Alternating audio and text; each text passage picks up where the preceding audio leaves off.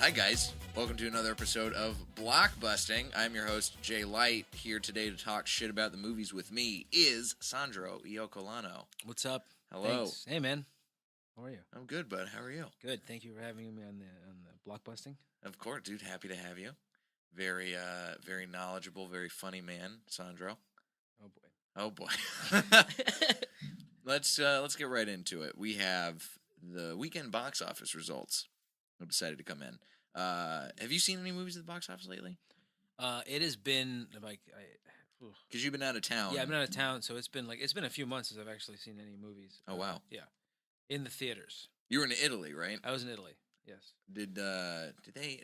I haven't been to anywhere abroad in a number of years, but I forget how American movies are shown over there, if at all.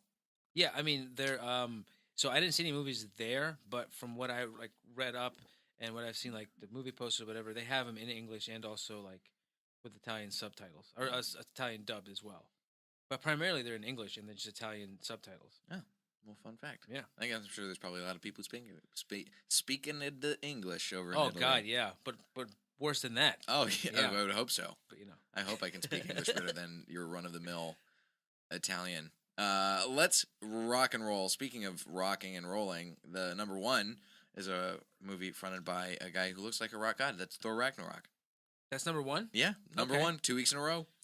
Has earned $56.6 million this weekend. Total gross is just over $211 million. Wow. I just saw this last night. Yeah. It's good. It's good? It's a good movie. I am not a big Marvel fan or superhero fan. Okay. I really enjoyed this movie. Really? It's funny. It's made by the same guy who made Hunt for the Wilder People, which I haven't seen. Okay. And what's the other one he made? What We Do in the Shadows, the vampire mockumentary. Did you ever see that? That was good. Very That was good. yeah. That was really good. Super funny. I felt like that about superhero movies until I think it was, I don't know if it was X-Men. I think it was Avengers. I really watched it and I was like, oh, I really like this. And I'm not like a I'm not a superhero guy. Right. So that, from that movie, like to hold my attention, I'd be like, oh, that's really cool. So when that happens, I'm really, dumbfounded. I fell asleep in the Avengers. Did you really? Yeah. That was the last movie that made me be like, oh, well, then maybe not the superhero movies anymore. I nodded off. And truth be told, I nodded off a little bit in Thor Ragnarok, too. But it's just because I think there's a part. It's a really good movie, really well acted. Soundtrack is great. Very pretty visuals. I think it is maybe like 15 minutes too long, 15 to 20. The movie's clocking in at over 2 hours. Okay. I feel like with a good superhero movie, you need to, get in and get out of there in about an hour and a half to an hour 45. Yeah, in a superhero movie, you know there's going to be somebody that's going to be in need of help, and then or something, and then they're going to go in there and they're going to beat them, and then they're going to come back and they're going to lose. They're going to come back and they're going to beat them again. Yeah, it's like the formula, right? And you're like, okay, I'm totally with it. But when a movie like drags on, like I thought, like the last couple of Batman movies, like I watched them, I enjoyed them, but I don't know. I was like, oh, this could have been 20 minutes shorter. Mm-hmm. That's the thing about the superhero genre is the formula by nature is so blatantly obvious that the best ones are movies that can really hide that. And I think Thor Ragnarok did a good job of hiding what was going on as far as the plot. I think Deadpool did a really good job of that. But before that, I mean, I haven't seen some of the other movies that have been coming out in Marvel for a few years. I heard that the second Captain America was very good. Black Panther looks good. But it's hard to say that anything has not seemed so overtly formulaic. Yeah. I haven't... Oh, wait, that's what I was going to ask you. Not to bridge off here, but did you hear about the School of Rock with Jack Black? And he said that Thor Ragnarok basically ripped off one of his little montages. No, I what? There's like a School of Rock montage scene. Not a montage, but it's like a little scene in when they're driving the minivan or whatever. I forgot the song. I'm gonna look this up right now. Yeah, it's so basically he calls him out. And I don't know that's if it's that's the exact headline that I just Is found. it really? Jack Okay. Black calls out Thor Ragnarok for stealing from School of Rock. Yeah, I saw it on his Instagram, which was pretty, it's pretty cool that we get to follow celebrities on Instagram. Oh. How cool for us. Well, it's because, they used Immigrant Song. That's right, that's Immigrant Song. And they loved using that in School of Rock. Mm-hmm. And the thing is, This movie, this is the only movie that I could ever see that could get away with using a song that is the exact same song multiple times in a movie. I'm not talking like a musical where they have like a reprise or whatever. They use Immigrant Song at the very beginning and at the very end of the movie the exact same way for a crazy epic fight scene. And it works. Really? They pull it off. That's pretty cool. But they're saying another video from the set of The House with a Clock in Its Walls in which Key and Kate Blanchett enact a slow motion fight scene as Immigrant Song booms in the background. Whoa! And look at that. So Jack Black stole it from Kate Beckinsale or Blanchett. Would you Kate say? Blanchett. It looks like they're saying they copied School of Rock. Well, that's fucked up. Oh boy, I can't even tell. Well, that's the thing. It says that some of this is fake, some of this is real. It's hard to tell.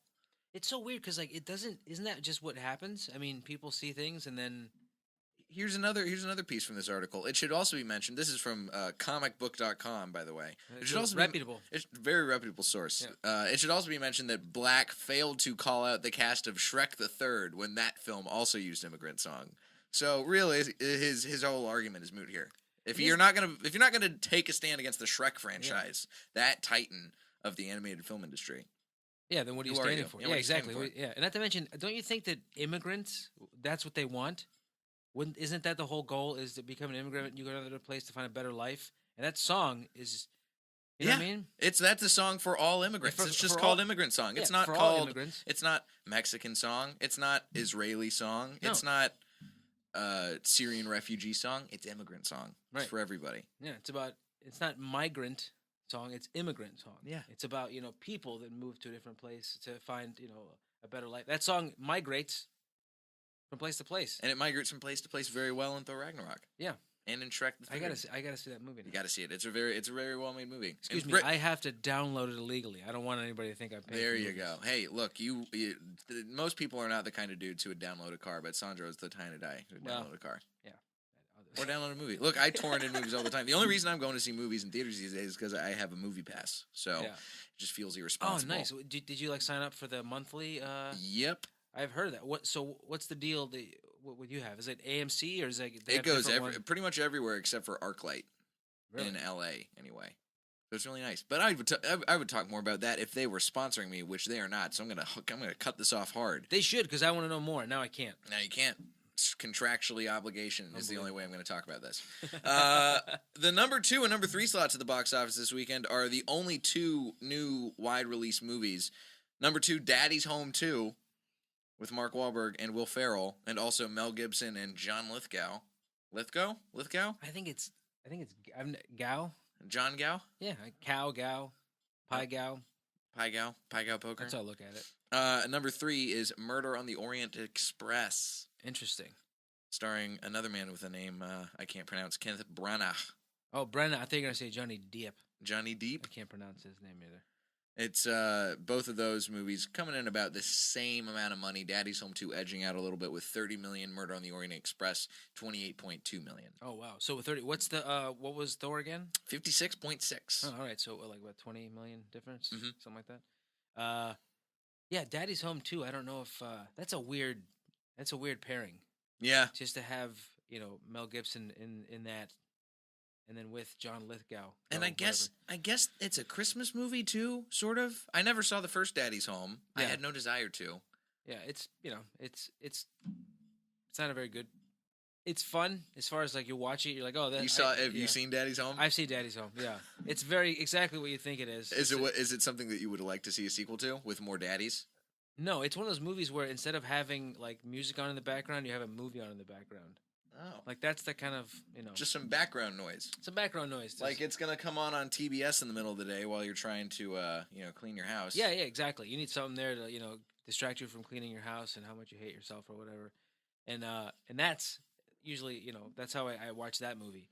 But it's so weird to, to have a guy that said some really anti-Semitic shit to be the father of Mark Wahlberg. It's like, oh, all right. This is Christmas movie. Okay. Yeah. Like, anti-Semitic comments in a Christmas movie, that's just part of the holiday season at this point. That's true. That I didn't think about. That doesn't make sense. Yeah. Yeah. Welcome to the new America. Yeah.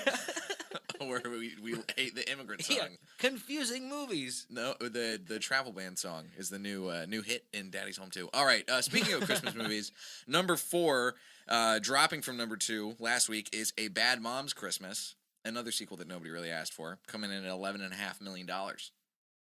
Wait, there was a Bad Moms. There was a first one. Yeah, just Bad Moms. Wasn't that pretty recent? Yeah, I think it was 2 years ago. Bad Moms, and now there's a Bad Moms Christmas, or whatever, starring Kristen Bell and Mila Kunis. Okay. Bad Moms came out. Yeah, Bad Moms came out last year in 2016, and that's how much people wanted to see this. They fast tracked it so it would come out for holiday season. Oh wow! A year later. So you think this is just footage they had, just like they didn't use in the first movie, and they were like, "What? Put a bow on it," and then they use it for Christmas? That's not a bad idea. I could see them, advances in CGI technology. Sure. You can CGI a Santa hat or a Christmas tree into any scene. Yeah, absolutely. You could probably, ADR. They already had the yeah. Yeah. They just did Bad Moms, bunch of fight scenes. Yeah, that would work. Yeah, of course. So that came in 4th. That came in 4th. Okay. 5th place was Jigsaw.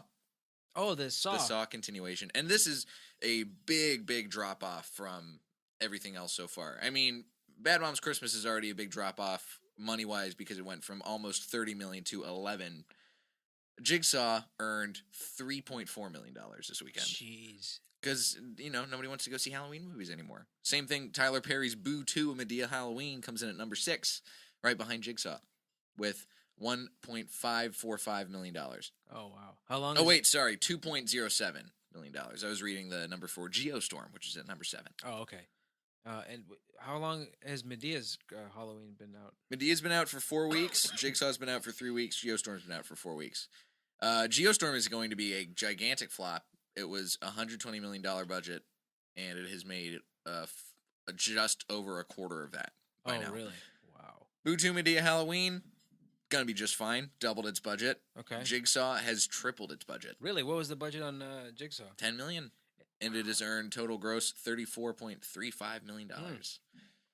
It's a hit. Did you do you like the Saw franchise? Are you a big horror movie person? I like horror movies. I just started watching we're caught up with American Horror Story this season as well. I like it. The Saw one, for shock value at the beginning, I was like, I was on board, and then I quit watching after I think the second one. And, I thought it was an interesting concept. Yeah. But then I was like, all right, I get it. Yeah, it's another one of those things. It's formulaic. It's going to get, there's going to be people who get torture killed. Yeah. And there's somebody who did a bad thing, and then there's a puppet riding around. And, that's about all you can get. And you're probably going to hate the ending because they always kill somebody that you really like, or they leave it open so that somebody's about to die. Yeah. And then you're like, oh, damn it. I got to wait for the next one. I remember that the first Saw movie was the first horror movie that I had ever seen. Ever. Really? I was maybe 14 or 15. We watched it at a cast party for a play that I was in as a freshman in theater in high school. And we watched Saw, and I was like, what? Because I wasn't allowed to watch R-rated movies. So I was just blown away by the blood and the violence, and it was crazy. And the reverse bear trap, I was like, this is insane. And then after that, I was just like, oh, okay, well, I get it. Torture porn, man. Yeah. It's not for me. I'm going to pass. Yeah, I did that with Hostel, the first time I watched Hostel. Oh, yeah, I remember hearing about Hostel from friends of mine who had seen it. I was like, this doesn't sound appealing. Why would you want to go see this? No, it doesn't. I remember I watched it, you'd see boobs, and it's back as I was a kid, we used to rent, tapes of, Friday the 13th or whatever, just because I knew there was boobs in it. So oh, yeah. I was watching these titties. And then, but as far as, that kind of shit, I wasn't into, torture. It's this is just gory just to be gory. Yeah. It's yeah, of course I'm going to be grossed out. I don't want to see what my insides look like. Yeah. I don't want to be reminded. I don't want to see what happens when it looks like when an eyeball falls out of somebody's head. I don't need that. Yeah. I don't need to see what happens when somebody gets blowtorched in the face. Yeah. I don't need to, and same with the Saw franchise. I don't need to see what happens when a man drowns in liquefied, rotted pig corpses. Yeah. I don't need that. Yeah, why is that? I don't understand, this ridiculous thing somebody thought of. I'm not going to spend money to, to watch that. Yeah. Because I'm like, I don't need to be, that's taxing. Rube Goldberg for your nightmares. Number 8, wrapping things up here. Number 8 was Blade Runner 2049, still squeaking in the top 10. Good job, Blade Runner. $1.41 million. I finally saw Blade Runner this week. I have yet to. Have you seen What'd the you think? original? Yeah. So I like both of the movies, but I have the same complaint with 2049 that I have with the original, which is it's a little too long Okay. and a little too slow. Like they both have this kind of glacial pace, and they're both really beautifully shot. They're both really well made movies, and I think for the most part well acted movies. But Blade Runner 2049 is almost 3 hours long. Yeah, like 243 or something like that, or 47. 244, and it's just too much. I think that it is definitely like an accomplishment, and I think it's a well-made movie, and I don't think it's a bad movie by any means. I've seen way worse movies in the past 5 years than this, but this has been a year with really solid movies, and for right now, it's not cracking my top 10. But I definitely recommend everybody go see it. Go see it, especially on the big screen. It's a big spectacle kind of movie.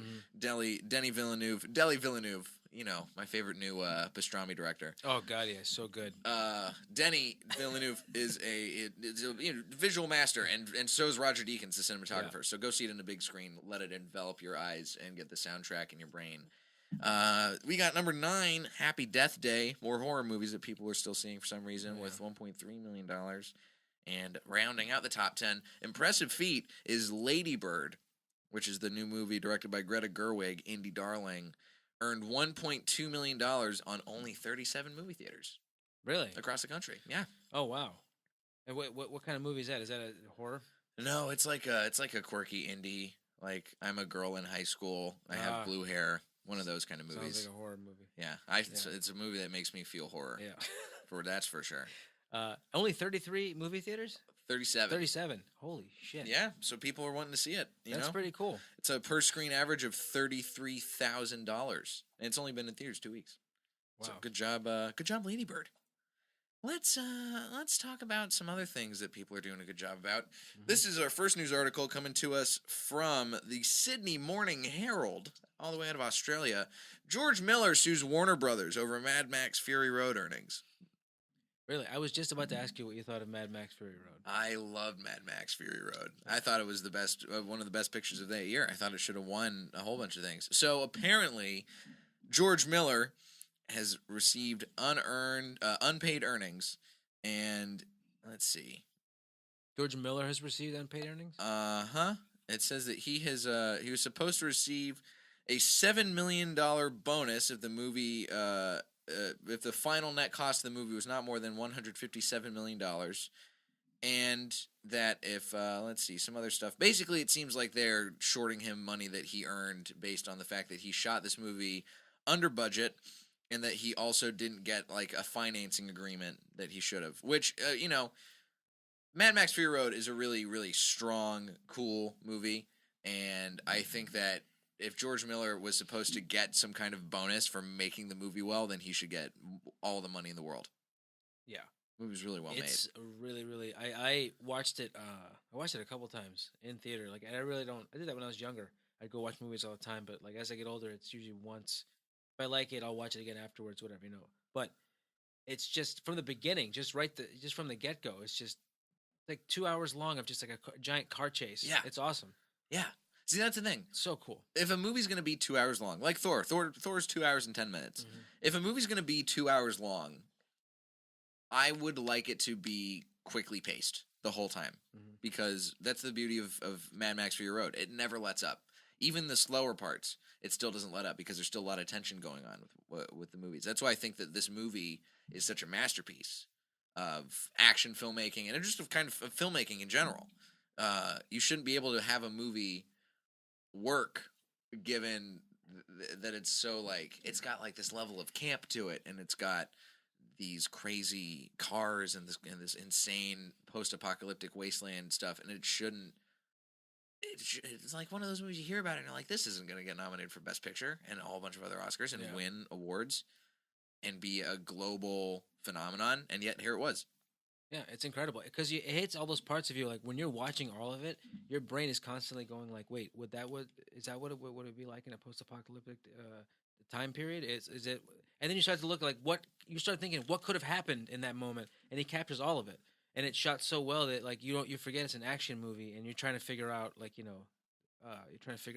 how these people are going to find safety, Mhm. as opposed to being like, oh, they're just trying to get to the end away from this bad guy. Yeah. I mean, his argument here with Warner Brothers is that he says this is his exact quote from his statement. Simply put, we are owed substantial earnings for diligent and painstaking work, which spanned over 10 years in development of the script and preparation, and 3 years in production of the movie. So he put in 13 years to get this movie made. Holy shit! And to make it as good as it was. Yeah.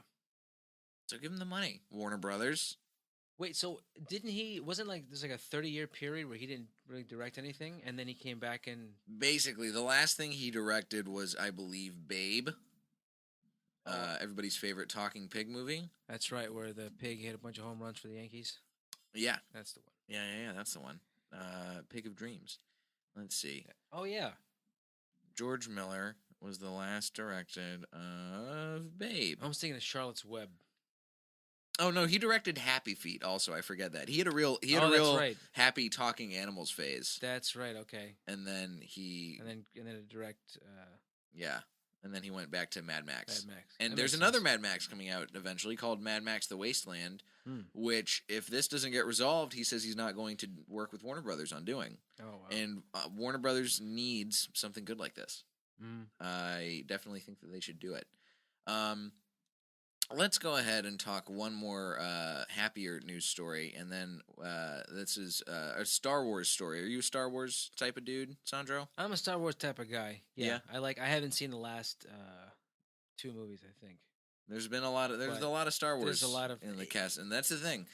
Too much, in my opinion. Well, there's about to be even more, so you're definitely going to hate this story. Yeah. Rian Johnson, writer-director of Star Wars: The Last Jedi, to create an all-new Star Wars trilogy. Oh, good. So there's going to be another 3 Star Wars movies from director Rian Johnson. This coming to us courtesy of StarWars.com. This is the biggest cash cow. It's just always going to make money on Star Wars. That's just, I don't know. It's like it's diluted. I think it's too much. Yeah? I mean, there's diehard people that are always going to be for it. And I think that's cool. To have something that you're so into that, like, guess what? There's even more of it coming. That's like, that's every fan's dream. Mm-hmm. But I just not, super into it. So where do you think Star Wars crossed the line for you? Because you just said you haven't seen the past couple movies. Yeah. I think the last... Shit. I saw... what was the one with? See, I don't even know the names. I just go. What was the one with? What was the one with the guy? Well, there was so Rogue One was last year. That's and right. Then, I haven't seen Rogue One. I can't even remember the name of the. There is too many. There are too many Star Wars. I can't remember the name of the. It's not A New Hope because that's the first one. Yeah, that's the first. What the fuck is the first Star Wars movie this new trilogy called? I don't know. There was, my god. I feel so the Phantom like Menace such a bad to Society. Fan. Yep. It was the Planet of the Apes. I have no idea. Don't be a Phantom Menace to South Central. That's the one, yep. And then Attack of the Clones. Attack of the Clowns. That's right. the It prequel. That's the It prequel. Yep. And then there was Rouge One. Is that the other one or no? Yep, that's about makeup. It's about makeup. Yeah. Makeup tutorial Star Wars movie. Good. What is this movie called? See, I don't even know. There's too many. I don't even know which one I looked over, and I was like, oh wait, this is. We really are at peak. The Force Awakens. That's what it was called. The Force Awakens. Yes, that's with. I don't even know who these people are. All these people are in this movie. Everybody's there. Yeah, the old classics, the new classics. That's the one with Harrison Ford and Gary Fisher's in it. Gary Fisher. Gary Fisher. Gary Kasparov. Gary Kasparov. chess master, space chess master. How come they all can't have Liam Neeson? How come God, I wish that Liam Neeson was in more Star Wars. They shouldn't have killed him off. No, why did they do that? Why did they kill Liam Neeson off? He had the coolest name, Qui-Gon Jinn. What the hell is that? Who cares? It sounds delicious. Yeah. Drink it, Yeah, why not? It's refreshing. Yeah. But yeah, I thought he was a cool character, and then they killed him off, and he was just like... Was he like the number 1 Obi Kenobi? He was the OG. He was OG Kenobi. OG-1 Kenobi. That's the problem. And they killed him off. Yeah. Well, they also killed off one of the other coolest villains in the whole series, which is the dude with the double-sided lightsaber, Darth Maul. Yeah. If you're gonna keep one or the other, don't kill both. Well, they came out swinging like when they had a double-ended, lightsaber thing, right? That guy was awesome, and then the painted face, and then he just dies so quickly. He gets chopped in half. Yeah, like, oh, okay, what's next? Here's how quickly he died. When I saw the movie for the first time, I did not realize that he had died. Really? Yeah. You just wait. How did he die? I forgot. He gets chopped in half by Obi-Wan Kenobi. That's right. Obi Jr. Obi Jr. Right? Yeah. It's, Ewan McGregor, right? Yeah. Or no. Yeah. Yeah. That's Ewan McGregor before he gets that was a super short before scene. he grows that road beard when he's still That's got just right. the weird side ponytail. Oh god, that's right. Yeah. Yeah, that weird Jedi side ponytail that I guess because Hayden Christensen had that too. Yeah. What was that? I don't know. It's some probably weird religious thing. They're Jedi. That's a religion. It's like their version of whatever their Hasidic Jewish folks have with the curlies. The payas? Yes. Yeah. Yes. That's their version of that. Yeah. Nobody ever talks about that. The Jedi is a religion. That's pretty interesting. Star Wars is religious text. That's what it is. Sandro's down here puffing on his lightsaber in the studio. Yeah, there's gonna be more Star Wars, man. What do you feel about Star Wars? What's your Are you a diehard Star Wars fan? I like Star Wars. I have liked pretty much every Star Wars movie I've ever seen, except for the first of the newest of the middle trilogy, whatever Phantom Menace. Yeah. I think that they're going to do some really cool things. I'm not going to not go see Star Wars movies. I feel more attuned to them than I do to, say, Marvel movies. But the new trilogy, it's exciting to me, but it's also like, I wonder what kind of story you're going to tell. Because I also know they're already going to do, they got the Han Solo movie coming out. Mm-hmm. They have, I think, a Boba Fett or an Obi-Wan Kenobi movie coming out. Another one of the little Star Wars stories kind of deals.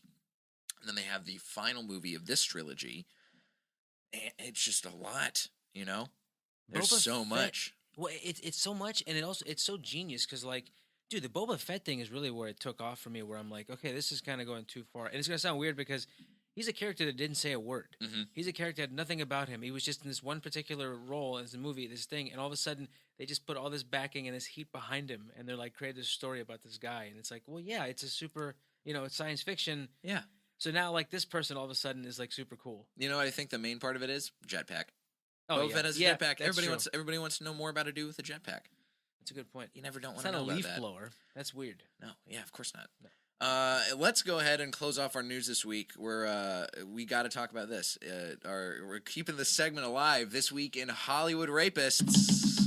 Louis C.K. Oh wow, you had a drum intro for that. And cool. that's a thing. I got to put in a sound drop one of these days because it looks like this segment is going to be long running. So. This week has been a pretty terrible one for Louis C.K. really the past couple days. This sort of umbrella story coming to us from the New York Times. Louis C.K. admits to sexual misconduct as media companies cut ties. So I'm sure you're pretty well aware of what's happening. Mm-hmm. I'm sure if you're listening, you're probably well aware of what's happening. Let's just boil it down real quick. So on Friday, or Thursday maybe even. I think it was Thursday because I remember being in Austin when this happened. Yeah. The news broke that Louis C.K. was officially outed on the record for sexual misconduct by 5 women to the New York Times. His premiere of his new movie, I Love You, Daddy, was canceled, and then a shitstorm happened in the next couple of days after that. He was dropped by his management and his publicist and his agent. His movie was canceled outright by The Orchard, the distribution company behind it, and he was dropped from Netflix, HBO, and FX. Wow. So the man's out of work. He's not going to be on that HBO special with Jon Stewart. No, and they have billboards. They have billboards up all over town where his name is on the thing. You couldn't get the ad department you couldn't have the art department fix that in time, guys. Yeah, I saw it the other night. I was like, what? What are they going to do? You made just this whole big deal about how you're not putting him on anymore, and you're still going to have his name all over billboards and advertising across the country. It's cheaper, I guess so. Yeah. Save face. Just just get a little paint put on over that. Yeah. One gold star. You got somebody up there over the putting the billboard up anyway. Yeah. Throw him a little extra cash. Throw him the cash that you were going to pay Louis C.K. Just one little guy.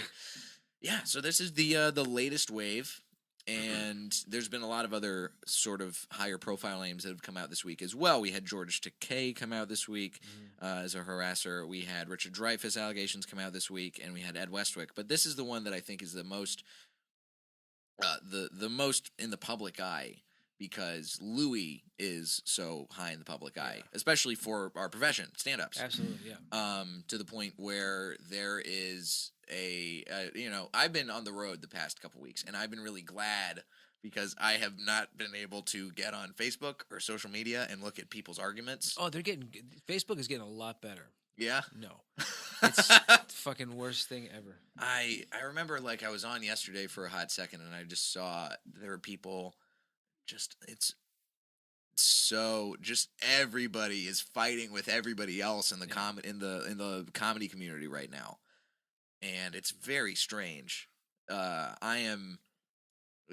Here's the thing. I think I was talking with a buddy of mine about this, and we were trying to figure out, because this is the kind of allegation that objectively, from like a pure definition standpoint, it's not rape, right? Definite sexual misconduct, and definitely something that he should be punished for. He's not going to be working for a number of years after this. Yeah. So where does this fall on the spectrum of, like, not how seriously do we take this, but what is this? What does this mean for, like, future accusations that you think are going to come out? What do I think it's going to mean for, like, is it people going to, like...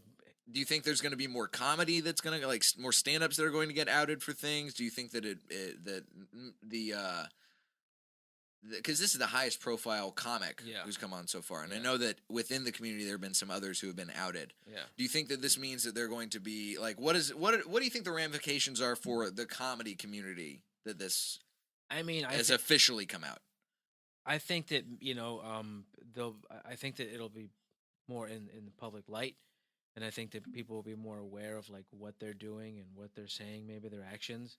Like, I'll be honest, there's like a part of me where I was just like, fuck, have I ever been a dick to anybody? Like, I wasn't even like, if I ever like, like sexually assaulted or whatever, have I ever done anything like that right there? Because, like, I know I haven't. Right. But I'm saying, like, I'm just like, oh man, if I have been like I don't want to make anybody feel uncomfortable. Mm-hmm. That's like the worst thing in the world. Like, I hate it when I'm uncomfortable, and I make myself uncomfortable all the time just by, talking so nicely about myself to myself, but you got that real high self-worth problem. Oh yeah, I wake up in the morning and I'm like, what are you doing here?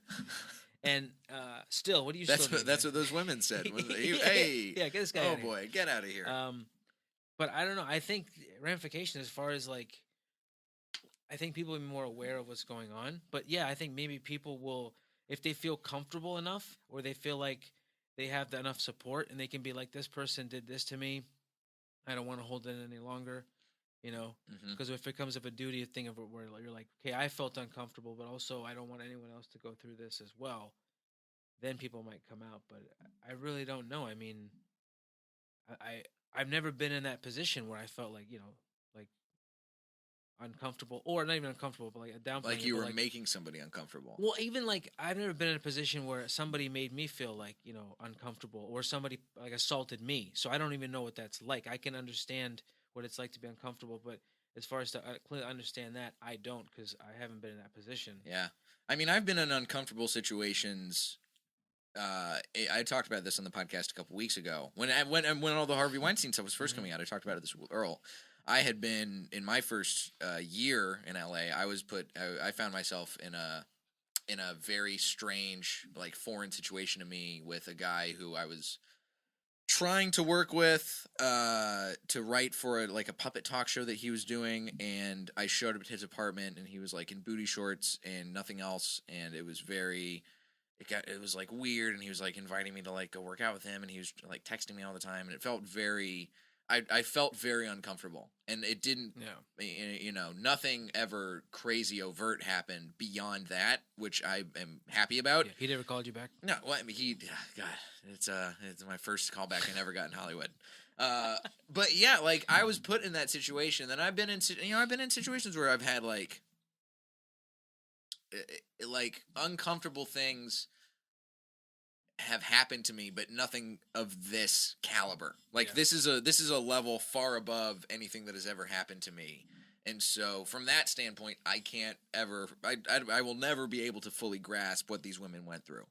But I do think that it we're going to enter an age now where I think male comics, and I guess to some extent, there are probably maybe, because we've seen it's coming from both sides. Male comics are going to have to be more vigilant of their behavior. And that I think is not going to be a bad thing for the comedy community. No. I mean, you know when you see somebody that's a creep, you know they're a creep. Right. You're like, oh, that person's a fucking creep. And then everyone else, people aren't like, oh, they're not a creep. They're like, yeah, we know. Yeah. Like you can. Here's honestly the best point I did see somebody make on Facebook about this is we have to start figuring out the difference between creeps and monsters. And there is definitely a line. Sure. And we're starting to see more of that. And there's definitely like. There's a point where creepiness can cross over and become unmanageable, and you do something like what Louis did, and that's like very graphic creepiness, graphic creepiness, and also just like such detail in what he did, and and then for him to be like, now I understand. Like I don't know. Like I mean, now the non-apology. It's like, what do you mean now you understand? It's like, no. You 2 months ago said that he denied the allegations. They were rumors. Yeah. Of course.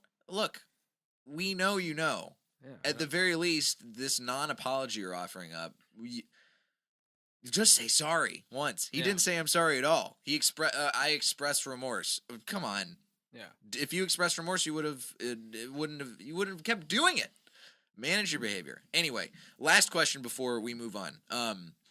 So this is sort of on the sliding scale of things that have happened and allegations against different people that have come out in the past couple weeks. This sort of falls somewhere in the middle as far as career-ending level type of stuff. Like, I think that the behavior of Harvey Weinstein obviously is like, this is a weird way to phrase this, but like the cream of the crop. And I'm not just saying that because he came in a potted plant. Hi-oh. Yeah. But, yeah, it's like Harvey Weinstein is obviously like the top tier level scum of the earth type of person for what he had been doing over the course of the past several years. James Toback is pretty high up there, too. Kevin Spacey is pretty high up there. Those guys are experiencing what look to be career-ending behavior. And especially given that there are impending police investigations against Harvey Weinstein and James Toback and against Kevin Spacey. So where do you think this sort of falls for Louis? Where do I think it falls for him? Do you think that this is a career-ending kind of move? That this stuff came out, that he engaged in this behavior and it came to light? Is this career-ending? Is this something that he's going to be able to bounce back from, where he, like he said, I'm going to take some time and listen? Is he going to take time, or is he going to step away forever? No, I don't. To me, the difference with like other people is that like he is still a comic and he still has something to say. So I think that people will listen to him when he talks, because there is still that part of like you, like that you're a funny person. The whole thing with this right here was like, like, but he's so good, he's so funny, he can't be. He seems to be this person. Right. So people are like, oh, well, it can't be true. Or you just don't think of it because, he's this person. And you're still going to want to see that. And I think that he's not going to have as many backers. People are going to distance themselves now, especially now. Oh, for sure now. They have to. And even if it's like, like sometimes like a football team will like put a player on waivers and they're like, don't worry, we'll pick you back up. It's just a move we do right now, for salary cap or whatever, blah, blah, blah. I'm a Cowboys fan. We've seen this. My team has my team exists in a moral basement at all times. So I know how it feels to have to very much distance yourself from people who you don't want to be associated with in a work environment. Exactly. And I think that's pretty much what they're doing, is going to distance themselves and then start picking back up again, because ultimately, like, people just want an apology. Yeah. I mean, I think it's pretty lame to do what he did, but oh, for sure. Yeah, it would be pretty lame as a baseline. Yeah, absolutely. Yeah. I mean, I don't want to like, exaggerate it, but I think it's pretty lame. Yeah. I think that here's the thing. I think that given some of the stuff that we've heard about some of the other folks whose stories have come out against, this is certainly a little bit more redeemable. Still not good by any means. I'm going to echo you in saying it's pretty lame. Yeah. But it'll be interesting to see if Louis comes back into the workforce. Yeah, he could just go away completely because I mean, He could. Everybody seems to be okay with Bill Cosby just being nowhere to be talked about. Yeah, Cosby fucking vanished, and he's There's enough people to yeah, he's living off he's living off TV residuals. Yeah.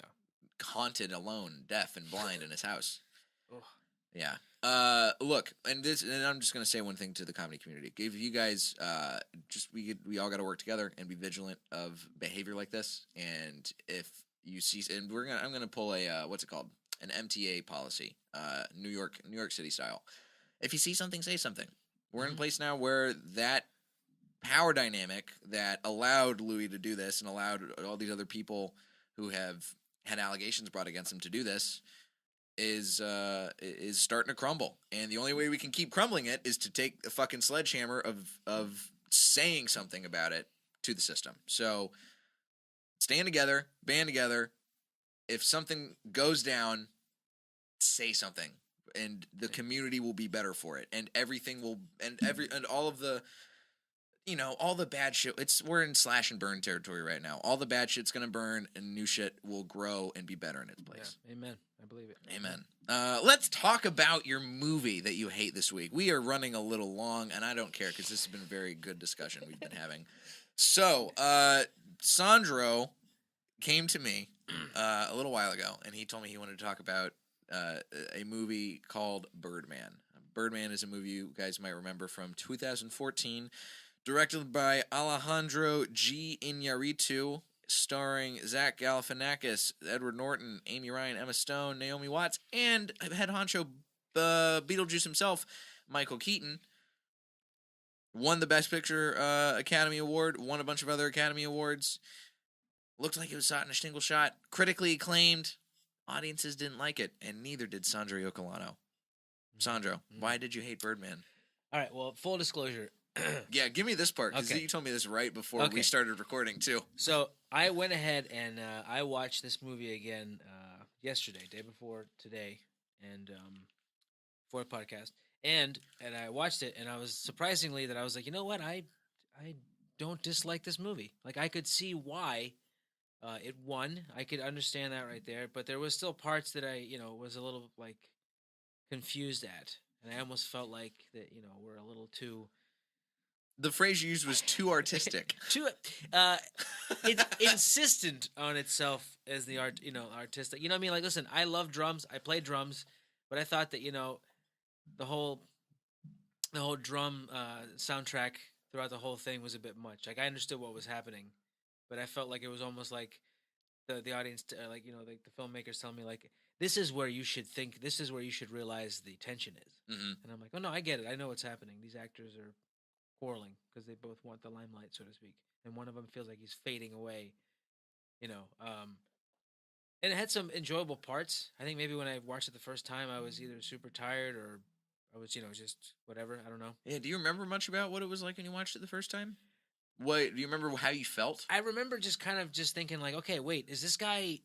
I remember like watching it, and then when it was done, I was like, wait, is he a bird? What, like? I don't get it. Was he flying the whole time? Like the part where he jumps off the building, right? He jumps off the building and he starts flying, and then he lands in front of the theater again. But then it shows him actually getting out of a taxi cab. Like, it shows him going in, but it was actually a taxi cab there. So that's how they explain that part. But when he jumped off the building, what did he really do there? How did he get in the taxi at the very cab? end? No. Before. Like, there's parts where I was like, okay, I get it, but if, like he's hallucinating, so he's not a well person. But then at the end, Emma Stone looks up and she looks up and starts smiling like he's actually flying. Which doesn't make any sense. Doesn't make any sense. None of it. So I didn't understand the point of the movie. What do you think? Yeah, what would you say? Because you liked this movie more the second time you saw it. The second time I saw it, I was like, okay, and because I felt more like to dissect it. The first time, I remember I watched it going like, what the fuck? What is that? I didn't even want to like break it apart. I just didn't like it. So okay, so you didn't like it, and so what do you think? What are some of? Is there anything that you remember actively not liking both times you saw it? Okay, so I thought it was really weird how his little inner monologue he has as Birdman sounded very much like Beetlejuice. Sounded like the voice he was doing as Beetlejuice. And then it was also like super dark. Like he sounded more like Christian Bale as Batman than Michael Keaton did when he played Batman. Yeah. Oh, he did. Like he sounded way more like like that kind of like it was like Beetlejuice kind of a thing, but it had like he was like so that kind of threw me out. Like I understand the other voice he was having in his head, but that part right there kind of I didn't dig. And then the the whole issue with like everything kind of wrapping up afterwards. Like all of a sudden he like reconciles with his ex-wife and everything's fine, and then he's like super cool with his daughter. His life is good. People love him. But yet he jumps out the window still. Also, what like hospital window opens? and especially on a high rise. I'm sorry. I know it's a movie, but come on. Like That's a great point though. Like, what do you? Why would you have a hospital window that can open up? Yeah, why would you do that? There would be so many more suicides at hospitals. Yeah. So then, and then he jumps out. Like after everything, he jumps out to kill himself supposedly. But then we realize that no, he didn't because he wanted to jump out so he could fly. So he could fly. Oh my god! I remember watching this movie. I saw it in theaters. Did you see it in theaters when it was first out? No, I didn't. So, I had the screener for it. That's what it was. There you go. Big time Hollywood. Sandro Iocolano with screeners. I downloaded the screener. Anyways. So I remember seeing this in theaters, and I remember I was like, this is, there's something to it here. And I thought it was funny, and I think it did a good job of I think it was paced well, and I really liked from like I went to film school, so I really liked the whole tracking shot sort of style where they did it all in one take, or at least it looked like it was done all in one take. Those are cool. Very impressive, very technically well-made movie, and I think that the acting was good. I liked Michael Keaton. I'd never seen Michael Keaton in anything really before this, except for Beetlejuice. One of my favorite movies. Love that movie. I didn't even realize until like the third time I watched Beetlejuice, he totally says fuck in that movie. He does? Yeah. What? When? He says it right. It's right before a nice cut. Fucking model. Yeah. Is that the one? Nice fucking model. That's the one. Hong Kong. Yeah. Yeah. Oh, that's so slick. I didn't even realize it's so cartoony. He gets away with it. It's so right under the radar. PG, man, that was back when PG movies were like the Wild West. Yeah. Because that was when, I've never seen this, but Gremlins was PG rated, and Gremlins has people exploding, little monsters exploding in microwaves and shit. Oh yeah. Yeah, but it wasn't like real blood, so it was like like spaghetti sauce. Yeah. What was the one that was like higher up? Was it 13 was more graphic, PG-13, or was it PG? It was for a while it was just G, PG, R, and NC-17, okay. or it was X at the time, and then they added PG-13. PG became a little easier of a guideline because PG-13 there wasn't such a big divide between PG and R. Okay. Like not Raiders of the Lost Ark. Whatever the second Indiana Jones movie is, the Temple of Doom. Yeah. That movie's rated PG, and that has a man's heart getting ripped out. Oh, that's right. That's PG? That's crazy for a PG movie, yeah. Yeah, it's language, right? The main thing is language or sex? Language and sex will change you from... it can, but violence is also very important in movie ratings. Yeah. Violence is crazy important in movie ratings. I think that a large part of why... Birdman was rated R, and I think Birdman got rated R probably for language because they say fuck all the damn time. Yeah, you can only get away with like maybe one fuck in a PG, right? It used to be I don't know in modern parlance if it's any fucks in a PG. I know in PG-13 you can get away with I think 3 now. I think they upped the limit because I remember when it used to be 1. And I would go see movies, and I would go see specifically like PG-13 comedies. This is back in the day, so it was like Anchorman and Talladega Nights and Will Ferrell before Daddy's Home and Daddy's Home 2. Oh God, parlance. Classic movies, classics. And you would say there'd be the one part, dodgeball, and there'd be the one part where they would say fuck. And it came like I remember seeing in dodgeball in theaters, and Ben Stiller saying like fucking average Joes, and I was just like, oh, they said it. That's great. Yeah. That was one of the things I went to the movies for, was to hear somebody say fuck. Yeah. I didn't have, we didn't have that It's around my house. artistic and it's like applauded. People aren't like, don't say that. You're actually in the movie theater cheering when someone says fuck. Yeah. I think that's why so many people like stand up, because you come to a show and then you hear it live. You're like, oh man, that dude said fuck. Yeah, like, dude, it's wild. I do that with people. Like, you ever do that when somebody curses?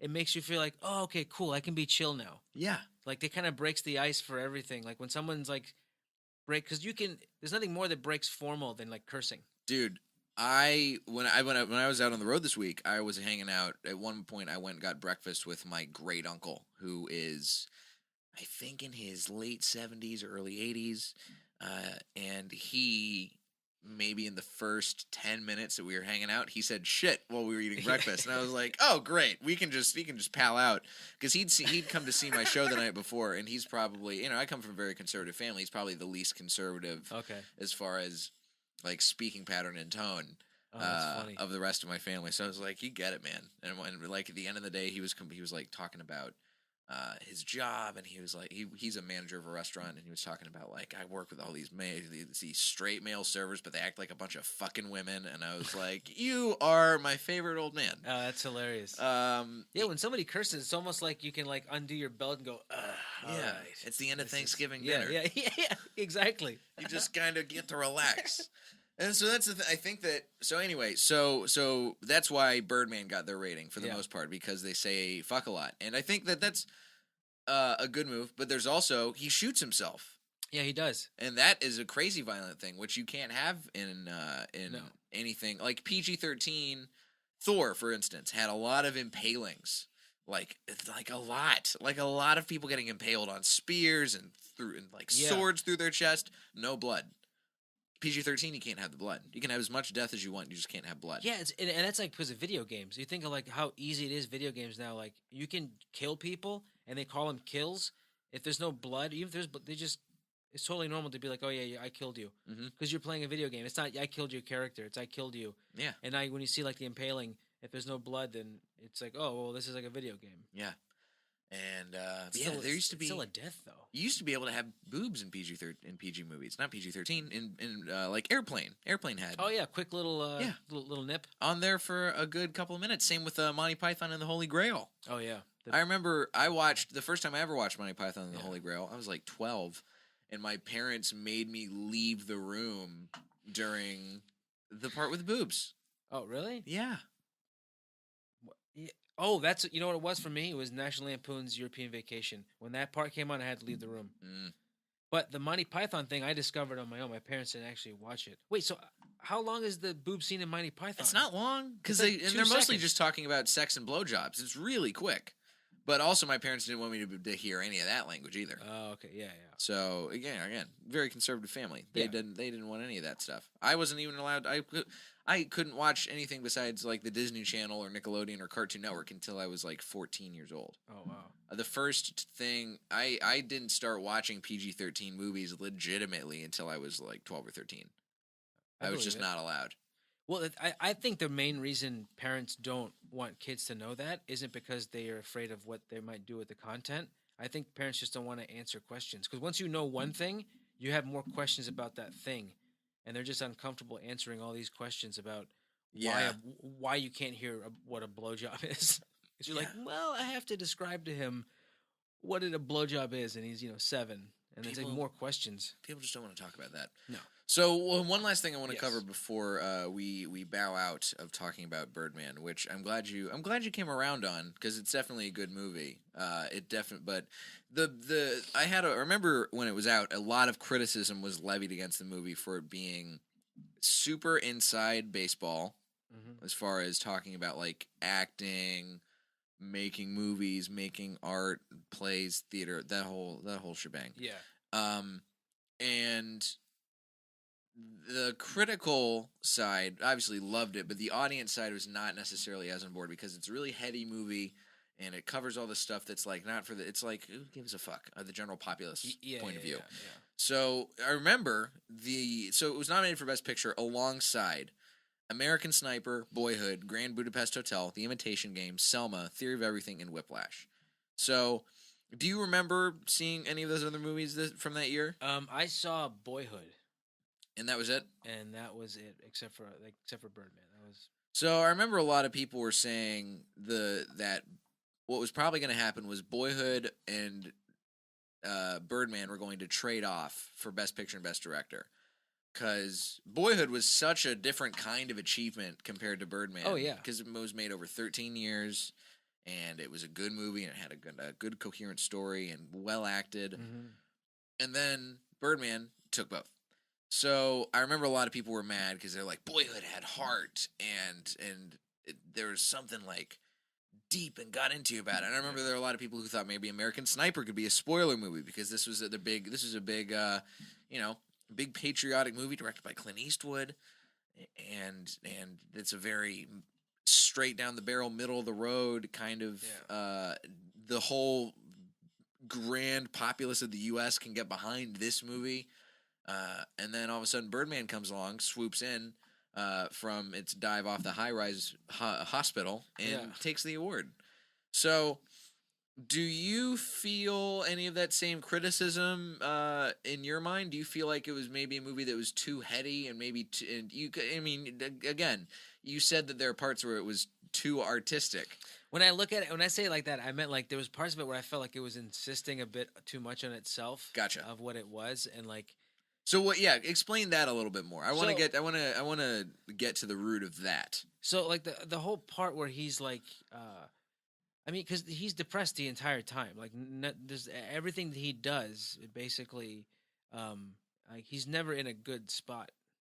Like, and at the end when he goes in, he talks to the art critic, and she says, "I'm going to bury you," and she's like, "I'm going to destroy your play," and she's just being like, fucking pretentious, and she's being like. The one part I did like, I'll say this before I finish that. One part I did like is when he said that the critic doesn't actually put anything out there. It's the actor or the performer that takes all the risk. Yeah. So that part, I was like, absolutely. Like, that makes complete sense. Oh, that's perfect. And that was such a great sentiment. It's such a great sentiment. As artists, that's something that we have to pay attention to. Yeah. And then to the point where, like, he still has that moment, and it's fantastic. And it's almost like either you get a thick skin or you don't. And I felt like he just let all that crumble, and then he couldn't do it anymore. And I felt like at that point, like I knew he was going to shoot himself. I knew it was going to be a real gun, and I was just like, okay, here we go. And like still, and then instead of killing himself, and then he has to be okay, and it's just his nose he shoots off. So I think what you're really wishing for is that he had just been able to, that he had actually just killed himself instead of continuing to escape death. Well, because I was thinking like what exactly do you want? And then at the end it was like, oh, he just wanted to fly, and it's like, well, okay, but you'd have to shoot himself in the nose. It was very confusing. You know what? It was very like I'm glad you watched it again because I haven't seen it in a couple years, and I remember like the very end. I was like, yeah, cool. It's got a happy ending, but this, like talking about it more, this is not the kind of movie that should have a happy ending. No, I don't like. I think that in his mind, he was going to close the spiral of and then go out on top as the best actor, and then or maybe in his mind he just couldn't take it. See, I don't know. It all depends on what level you're looking at. Where he felt like he was doing a great job, even though like this lady was going to tank his performance because he wasn't a real. He felt like he wasn't taken seriously as an actor, and he was more a celebrity, and he wanted to be an actor, right? As opposed to just doing it and keeping his head down and doing shit, whatever. He was listening to this lady, and then he knocks it out of the park, but then he's still going to kill himself. Then he fucks up. And shoots his nose off. And then and he flies. Hey, Birdman without a beak. Yeah. So, Hey! Put it on his bill. Put it on to... Oh, God, he got clipped. This it was a fun movie to watch for free. You got to download that screener. Download everything illegally, guys. Yeah. That's I think the ultimate takeaway from talking about this movie is if you're going to watch a movie that you think you're not going to like, download it for free, and you'll like it at least like 10% more. Zero consequences. No consequences. Nothing bad will ever happen to you. Nope. But you know where things will bad that will happen to you? In a hospital where the windows can open. Yeah, that's effed. If you're in a hospital and your window's open, get out of that hospital. Yeah, they're gonna throw you out of a window. You better hope the hospital better hope he could fly, because that liability claim alone is. I mean, you're in a high rise and the window opens. I know, and he has to fly now. Yeah, or else it doesn't make any sense at all. Oh God, the insurance payout must have been crazy. And his daughter's Emma Stone. I don't buy that. No, I don't buy that either. No, Emma Stone. I wouldn't. She's nobody's daughter. No, she's She's a product of Hollywood. She was born from the angel that's the mascot for SAG. Man, I'm completely mixing up all the mascots for the unions. I don't even know if they have mascots. I think they do. You're right. It's funny when you say that. There's a mascot for a union. Because it's not a logo. It's like a mascot. It's a mascot. It's that one. That one chick. Yeah. That's Emma Stone. Emma Stone is actually the mascot. Oh my God. What have we done? I feel like I've really shot my beak off with where this has gone at the very end. It was fun.